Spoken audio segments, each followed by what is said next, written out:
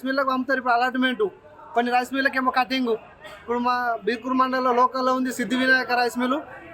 ఎక్కడ డిస్టిక్లో లేని కటింగ్ సిద్ధి వినాయక రైస్ మిల్ కటింగ్ అయితే రైతులకు చాలా ఇబ్బంది అవుతుంది. ఒకటి మళ్ళీ రైతులకు ఏం చేస్తారు అంటే ఇప్పుడు కటింగ్ శాతం చూపిస్తున్నారు, రైతులకు పంపుతున్నారు, కటింగ్ ఇంత అవుతుంది మీ సంచులకు.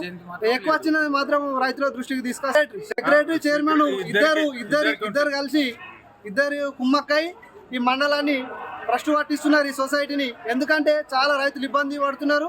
రైతులు పంట ఎల్లకాలం 4 నెలలు పండించి లాస్ట్కు మన కాంటాలకు వచ్చేయడానికి చాలా ఇబ్బంది. ఎందుకంటే ఈ రైస్ మిల్ పోతే 2 క్వింటాలు కటింగ్ అంటాడు, ఒక లారీ వెనుక ఏం లాంటి 20 సంచులు కటింగ్ చేస్తున్నారు. మరి ఎక్కువ వచ్చినప్పుడు రైతుకు ఈయన ఎక్కువ వచ్చినాయి బాబు మీ అని రిసిప్ట్ అయినా ఈ డైరీని మెయింటైన్ చేయాలి కదా, ఎక్కువ వచ్చినాయినా ఇవ్వాలి.